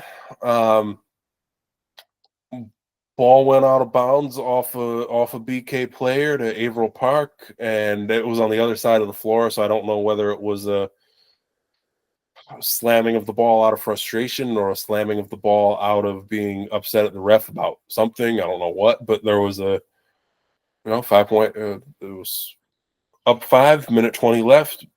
BK player gets called for a tech, slamming the ball on the floor, slamming it and having it bounce way up in the air, one that you kind of just can't not call. AP hits 2 free throws. I think Ari Verardi hit them. AP gets the ball. They score. BK up 1 now. Kind of a bad offensive possession. Just ball stuck too much. Didn't get a good shot out of it. Front court after a timeout. Shot clock off. Verardi drives. BK gets called for a foul. Nothing really to be frustrated about necessarily, but it kind of felt like a frustration foul. It was a reach across the body that was just kind of like in everyone. And do you necessarily want to call a foul in a 1-point game with 14 seconds left? Probably not. But as an official, I think your normal official is your average official doesn't really want to have to make a call, but it was one that everybody in the gym saw. I think you kind of have to make that call. 2 free throws. BK comes down off a timeout. They score, take the lead again. Another timeout, advance the ball. AP scores. Tough shot by Ari Verardi. About 5.5 seconds left. Over probably 3 defenders in the lane. And then BK's last-ditch effort in the final couple seconds. Tough shot, mid-range corner. And Lily Wolleber, good individual defensive effort to cut off the drive, contest the shot, get a piece of the shot as the clock ran out. So that was the Cliff's Notes of the last 80 to 90 seconds of the game. But really good win for Kaylee, or probably really good win for AP without Kaylee. And, just an interesting, like I felt like, and I said this after even to BK crowd. I don't know. I kind of felt like they lost composure with like no reason to lose composure. You know, they were in the driver's seat, so that was a little bit perplexing and probably a difficult one for them to swallow. You know, on the bus ride home, but that's a good job by Averill Park, who was down pretty much the entire way, to just stay in the fight, and then they were the composed team in the closing stretches. You know, they made the plays when needed. They didn't look like, and this is Bishop Kearney is not, you know, they have plenty of experience with close games, so this wasn't like a testament to them not having these sorts of situations. They have plenty, but more specifically from the side, you know, from Averill Park side, they've had a lot of like cardiac kid close game experience this year. They've won some, they've lost some, but they've played a lot of games to the wire. You know, they've were down 15 against Shen and made it a 1-point game. They lost the Colony by 7, but it was an overtime. That one went to overtime. They played Cicero North Syracuse. That one went to overtime. They've played Columbia twice. One of them Columbia ran away with. The other one was a 2. You know, they won by 2. Our Lady of Lords, 6-point game, but it was close. You know, just every possession mattered in the waning moments. So they've had a lot of these close games. So, you know, being down a couple possessions and just having to kind of get positive results possession by possession, nothing ever looked chaotic for them. You know, they were pretty controlled, pretty composed. So that's a good experience for them, and a high level win, and a win with so to add on to it, with a 3-man crew. This was the only second time I've had a 3-man crew in a Section 2 game all year. So it was a 3-man crew with officials that you're going to have in your sectional finals and get the state bids. And it was officiated that kind of way. And they got in a little bit of foul trouble. It wasn't like they accrued a million fouls, but it was just the, you know, like fouls on the wrong, you know, whether it was on the wrong kids or whatever, but you know, just fouls, you know, a couple players kind of accruing, 2 or 3 players accruing 12 to 15 fouls, sort of thing. That, you know, they, by the last few minutes of the game, they had to come back with more of a bench unit in the game. I think it was Lizzie Hanson that fouled out, Addison Alvey fouled out, so that stretch run was Verardi, Woolaber, and players that, you know, if they were at full strength, would be coming off the bench for them. So that's an added note to throw in how it's a good win. All right, let's get into the game. That'll transition us between AA and AAA. Here is Columbia. They suffered what I believe was their first loss of the season overall, if I remember correctly. Or they first loss in suburban council play, I should say. Yeah, because they lost to Averill Park at the very beginning of the year, which suburban opponent, but it wasn't a league game. It was that AP tip-off tournament. Right. So it's their first loss of the of official suburban council play. They lost at Albany, a game that Columbia led after the first quarter and at halftime. You dove into it already a bit when you referenced Albany High. Any other notes that you took away? I know you mentioned a lot about Niana Austin and the stat lines for all the different Albany players. Just from a Columbia standpoint, though, was there anything that stood out to you from their point of view? Not really. Not really. It was the first time that I don't know. I guess it's the first time that someone's been able to hit them with something that they weren't able to respond from, which does that mean something or not? I don't know. I'm not sure. I guess time will tell. The reason I went to that game in particular, that Columbia Albany High, was it felt like a tricky matchup for Columbia. Mm. That was why if you look at results, like if you're just looking at numbers and results on whatever website that you may use to go for your numbers and results, the math wouldn't math with Columbia Albany, right? Like Columbia's beat teams that have then beat Albany, right? So just like if you're just looking at that, then maybe it wouldn't make as much sense. But a game of matchups, Columbia, they they have the depth of contributors across their starting five, and that's a strength. And they have variety of ways in which they can score, and that's a strength. But the biggest thing to me is that they get to a point where they out athlete you. They wear on you a little bit. They get to a point where that pressure eventually it just kind of gnaws at teams, and it eventually breaks people. And then they're able to get out and run. And when they're going full speed, when they're able to run, they're dangerous. They're at their most dangerous. Um, you can't do that against Albany.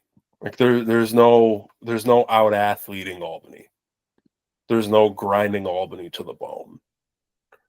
So I looked at that like this is a team that this could be like 67-58. I was actually thinking it might be, take 10-15 points off the board for each side, or just in general. Like I was thinking this game could turn into a rock fight. But and not saying that I thought Albany was going to win or I thought Columbia was going to win. I wasn't really sure going into that game, but I didn't think it was going to be a runaway either side. So it was a little higher scoring than maybe I would have. I would have picked the under on that game, and I would have lost my money. Mm-hmm. But it was. Yeah, I knew that at the end of the day, Columbia wasn't going to be able to win in the sort of way that they have been outdoing other teams. Right. It was going to have to be different. It was going to have to be through taking advantage of lack of discipline and handling physical half court pressure, and Albany running multiple bodies at the ball and just like cutting on them and scoring at the rim. Things like that. And I am by no means a ginormous boxing fan, but I think I've got this storyline correctly in my head. I believe it was the second fight between Tyson Fury and Deontay Wilder, where Wilder got the first knockdown, Fury got the second knockdown. Wilder wasn't sure what to do in response to that knockdown and ended up losing the fight in the third knockdown. It's kind of like it's a weird analogy, but that's the analogy I'm kind of putting to this, in that Columbia had gotten used to being the person on the receiving end of the second knockdown of the fight, but it was the way in which they got knocked down that time that might have just been a little different than the others, where they couldn't. Am I making sense? I don't know. It's a bad analogy, I feel like, but it's the one that just popped in my head where like they were able to take the punches from the other teams, but for whatever reason, the power of the punch they took from Albany was too much to recover from. They just hadn't been. Yeah, I mean they just hadn't been in that position in a while. Even when teams have made runs on them, or if teams have made runs on them at various points this season,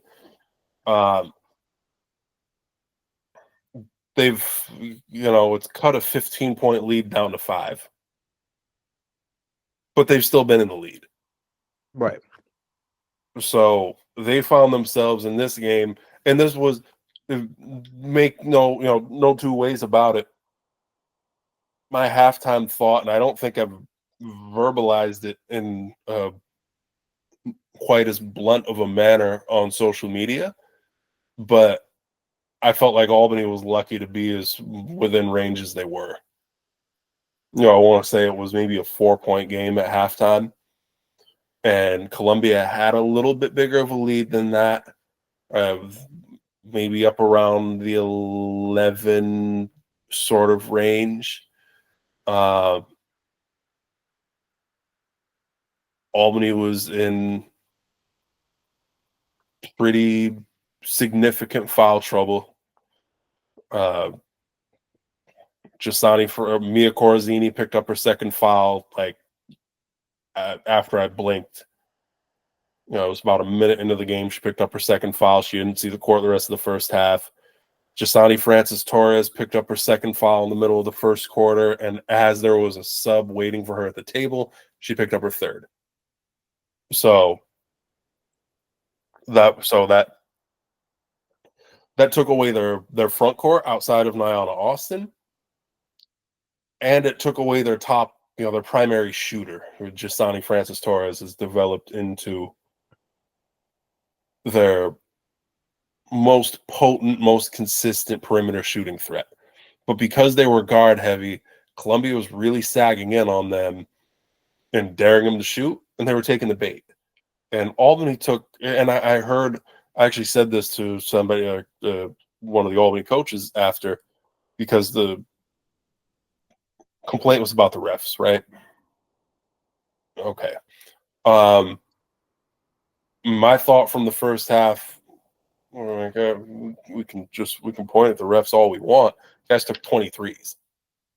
Or something, something. I don't know if that was the exact number, but it felt 15 to 23s. Like Albany taking that amount of threes, they're not going to win. That's just not their game. That's taking a football player and giving him ballet shoes. Right? It's just it's not what you do. So, and part of that was the foul trouble. But all that, the foul trouble, the fact that they were playing a way that was entirely not conducive to success for them. They were within 4 or something like that at halftime. So, to me, that was a win and they banked a couple threes. They, to get to that point, there were a couple that were, if you're on Columbia's side, you're rolling your eyes. Jesus, it's one of those days. But they were within 4 at half. So it could have been one of those Columbia second quarters that they had on Colony, that they had on Averill Park. But it could have been, it felt like it should have been, but it wasn't. So Albany ends up making that run. It was a 17-2 run spanning from across the back ends of the third quarter and the first couple minutes of the fourth. And by the time that timeout was called, Albany's up 7 at home. Never easy to win at the Nest. And there's 6 minutes left in the game. It's just not. It's not an experience that Columbia's had. this year. So long term should be, as long as they don't let it spiral, which this is a senior group and we've made it past that consistency talk and all of like this is something that you would hope and envision doesn't spiral. But that's,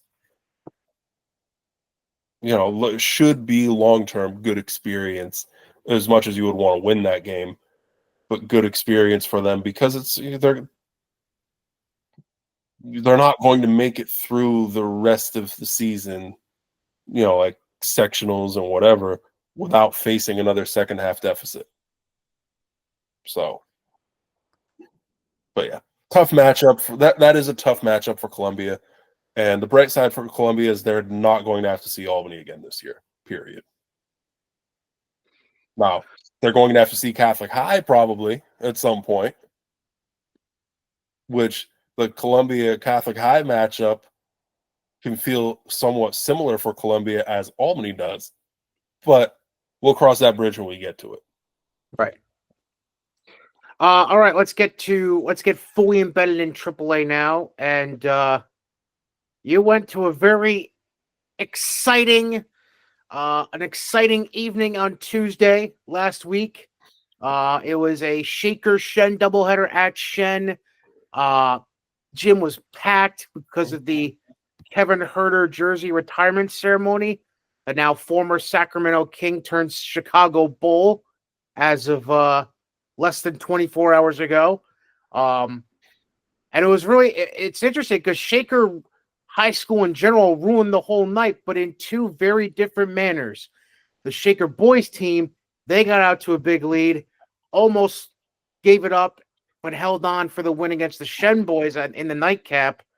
But in the opening of the doubleheader, the Shaker girls were down big to Shen. Yes. And then just mount a huge comeback, end up getting the W, extending their winning streak to 12 in a row. And it couldn't come. And now they get a week and a half off before playing Friday at Niskayuna. A week and a half break that couldn't come at a better time after a game like that for them. Depending on who you look at, who you talk to, whether it's the scoreboard or the scorebook or whatever, some say it was 55-54. Others are insisting it was 57-54. No matter how you break it down or look at it, a great comeback win for Shaker. You're saying 55, whatever. I'll go with what you say, Jeff. But regardless, Sophia Lani gets, it was Sophia, I believe, got the big block at the end in the waning seconds of the game to clinch the win. Just again, can't speak enough to how entertaining that game was, and you had a front row seat, so to speak, to that. I mean, give it to us, man. That was wild. Shaker versus Shen. Some would call it stellar and sensational. A lot of S's. A lot of alliteration. Good job. Alliteration is always awesome. Yeah, 17-point game, middle of the third quarter. It felt like Shaker was dead in the water. Like it was one of the more. I don't even want to use the term improbable because we know the talent that Shaker has. We know that the run is probably going to come. It should come. But it just how that. It was one of the more improbable sort of turnarounds that I've experienced in a long time. It truly felt like it was the how there's the term tale of two halves and tale of two whatever. This was like the tale of two 12-minute stretches, like the tale of two halves of three quarters. Because first quarter pretty even. I think Shaker went on a little run. Shen responds out of a timeout with a little run of their own. But the second quarter and the first 4 minutes of the third quarter, approximately, I mean, completely. Excuse me. I'm allergic to all these twists and turns. The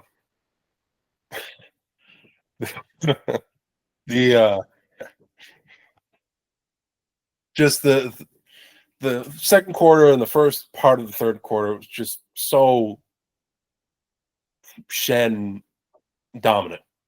And then the back end of the third and the fourth quarter was just complete 180.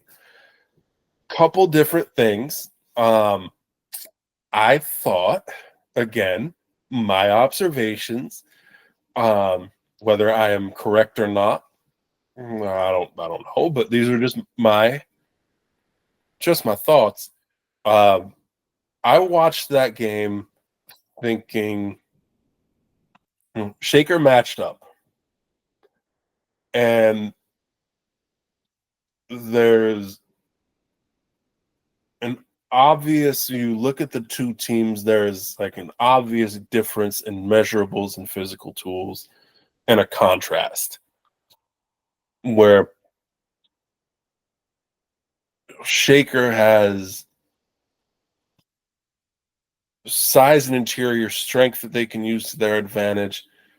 Shen will try to counter that with the team speed and the mobility of their forwards, ability to get up and down the court.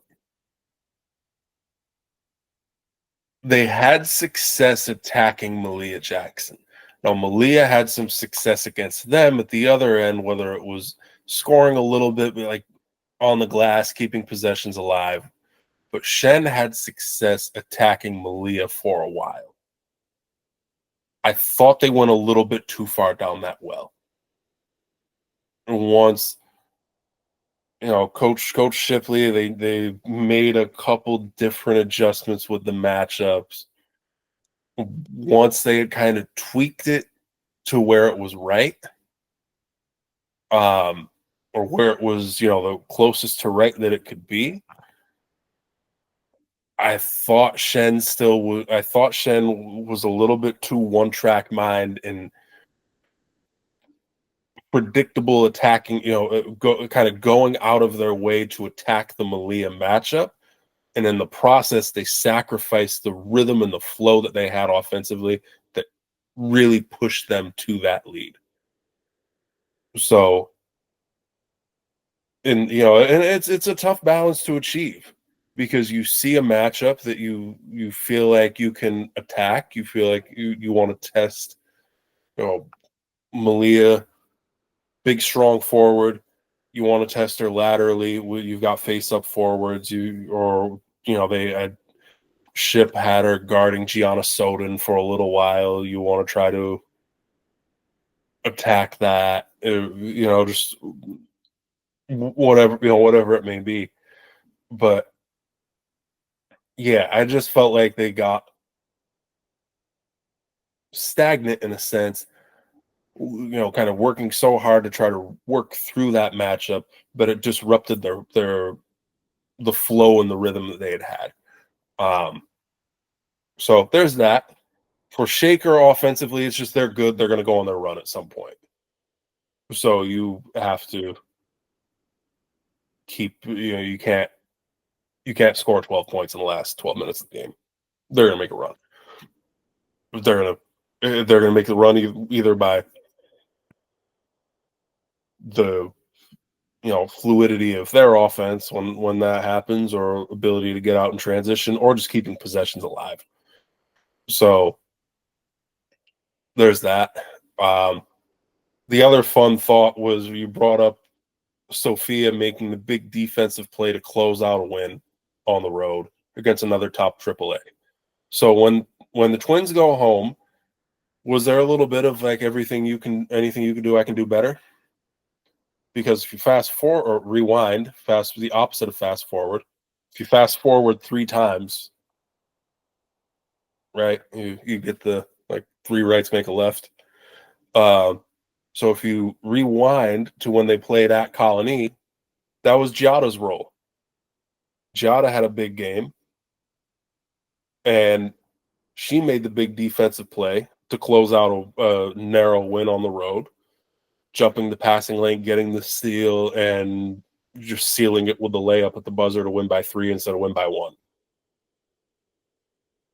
And she got the TV interviews after the game and the cameras in her face and all that. And then at Shen, it was Sophia, had a really nice game overall. And Soph makes the good read on last second sideline out of bounds action from Shen, where they were trying to get the ball to Kate Milham in the corner, who Kate had the scoring piece kind of leveled off late, but she was lights out for them early, and she had another strong game for them, which she's had a lot of strong games against a lot of good opponents this year. Credit to Kate for that. She's really come along. But Soph made a good read on it, got out, blocked the shot. So she has the big game. She makes a big defensive play to seal a win on the road. She gets TV cameras in her face. If only they were triplets with a third girl for the next time, or maybe Frank will run out from the stands, block a shot. That would be entertaining, to say the least. Maybe. I don't know. And Shaker finds himself now in a position where, with 12 in a row under their belt, they're going to close the season. They don't have a game, like I mentioned, a week and a half off. They play at Niskayuna Friday before visiting Columbia next Tuesday. And then they host Schenectady and Binghamton the 14th and 15th. So Binghamton is off the schedule. Binghamton bailed on that one. Okay. They did but they did fill their 20th. I don't remember the exact date. It's not the 15th. It's that dead week. It might be like the 18th. Okay. Shaker is going to be playing a team that I am going to watch right after I leave this, Pine Bush. Okay. Pine Bush Section 9 AAA. I believe they're actually undefeated at this point still. Decent team. I watched them about a month ago too. They beat Lords in an overtime game. Really low scoring overtime game. But big athletic team. So yeah, the Binghamton matchup is no more, but they are. I believe Shaker's doing the traveling. That's the one thing I could be wrong about, but I think Shaker's doing the traveling and going down to Pine Bush in Section 9. But yes, the 20th is the exact date, actually. Last day before sectional seating. So Pine Bush, as long as their max preps is correct, they are currently 13-0, it looks like. I mean, that sounds about right. They visit Middletown tonight. And that's one of the games you're going to see tonight. It's a double dip, from what I remember correctly. What'll be interesting is that they play Kingston. They go to Kingston literally the night before they play Shaker. So that'll be an interesting bounce back for Pine Bush. See what happens there. But all right, so Shaker now the 20th. Meanwhile, a look at Shen. They got their bounce back, taking care of things against Burnt Hills on Friday after that tough loss to Shaker. And I don't know how they managed this. Up through mid-January, they had 2 home games. Yeah, they got off. Saratoga right before Christmas, and then Niskayuna on the 14th of January. Now they're in the midst of a 6-game home stretch to close the season. Yeah. Burnt Hills, and then they finish up with Boston Spa and Bethlehem this week, Albany next Tuesday, and then Averill Park in what's technically labeled a non-league game on the 17th. So we go through nights in the Suburban where there isn't a single good game, and then next Tuesday we have Columbia Shaker and Shen Albany. Make it make sense. Let me double check for your sake. Shen Albany is a 7 o'clock. Watch Shaker Columbia is going to be a 7 as well. Give me a sec here. It is 7 o'clock. Yeah. Make it make sense. We got days with no good games in the Suburban, and then we have a day where we have Columbia Shaker and Shen Albany. Sweet Lord. Two bangers next Tuesday that we'll get to talk about on the next episode 44 of 84 Feet. But that's in a week. Yeah, I mean, the Road Warriors and now a homestand to finish off the season. Maybe that's why Kate Milham was in the gym at LaSalle on Wednesday, watching Mechanicville LaSalle and Kate Galuli, her old AAU teammate. Maybe she just wanted to see another gym. Maybe she just wanted to remember what other gyms looked like outside of her school district, because it's been a couple weeks and it'll be a couple more. But yeah, Shen's right there, man. Like, they're right there. They have a signature, what I would consider a signature win, because they did. Bria Cunningham maybe not at full strength coming off of illness, but the win in Syracuse at CNS over Liverpool, that's a signature win for sure. But they had a big lead on CNS that they lost. They had a big lead against Shaker that they lost. They were right there, blow for blow, really good game with Colony. Like, they haven't got over they haven't made it over the hump, but they're right there. They just close out games. But this is kind of to your point, or to what we discussed a little bit last week, where you had brought up the hypothetical of the 1-2 seeds and the 3-4, and how it was 3 versus 4 last year, and it was kind of a little bit of a role reversal this year, and it is kind of a role reversal because the epicenter has been south and north, right? Colony Shaker, but Albany's an any given day team, and they match up pretty well with Columbia, but they did something that those other that Shen and Colony weren't able to do, and beat Columbia. And Shen has lost, is 0-2 against Colony and Shaker with a combined margin of 6 points, because they lost to Colony by 5, they lost to Shaker by 1. They were within 1 on Colony, I think, in the last minute of that game too. So yes, it's the epicenter has been around probably what the 1 and the 2 will be, but it's a 4-team haul in AAA. Shen's right there.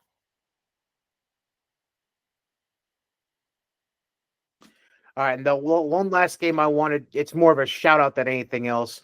Colony, they took care of business against Boston Spa on Friday, but it was a coaches versus cancer night, as they were showing support to the Kwolek and Flynn family, as I believe it was Katie Kwolek's mother passed away. Last count that I got, and that was late Friday night, so literally a couple hours after that game, they raised over $10,000. Oh, yeah.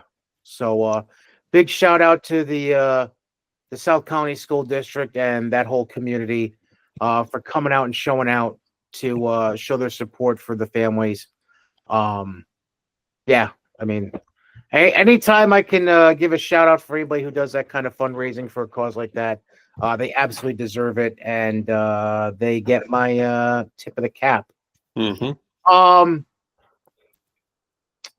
Last thing real quick, obviously the schedule for this week, we've pretty much touched on in some shape, way, or form all the games I have listed for the week. I know you mentioned you're going to be going out of town literally as soon as we wrap up here.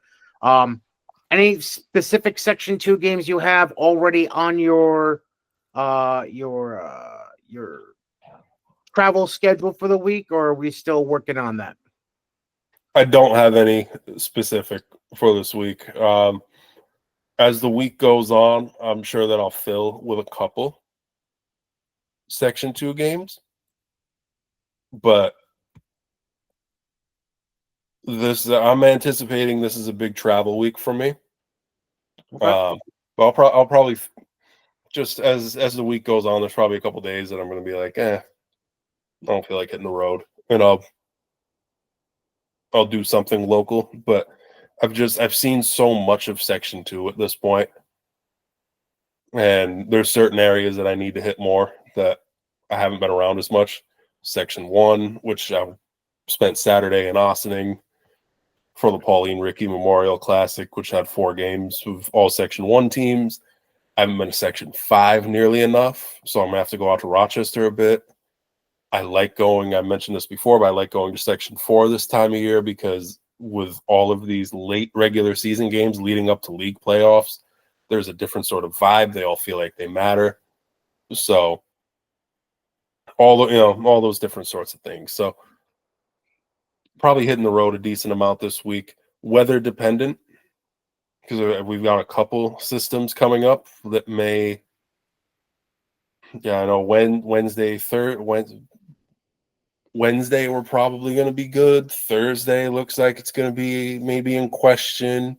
The weekend looks like it's going to be in some sort of question. So, all of this, it's the Northeast and the midwinter, subject to change. And you're getting a little tug for Friday's plans. I won't get specific on that one, but I know you've been not an olive branch, but somebody has been reaching out to you about your potential Friday night schedule. So we'll just leave it at that for now. To see what happens there. Yeah, that's it. That's all I've got. Any random news and notes you want to touch on quick before we wrap up? No. We're 2.5 weeks away from playoffs. I think we're all kind of looking forward to it at this point. I don't know. My latest Upstate 20s will be out either by late tonight or very early tomorrow morning.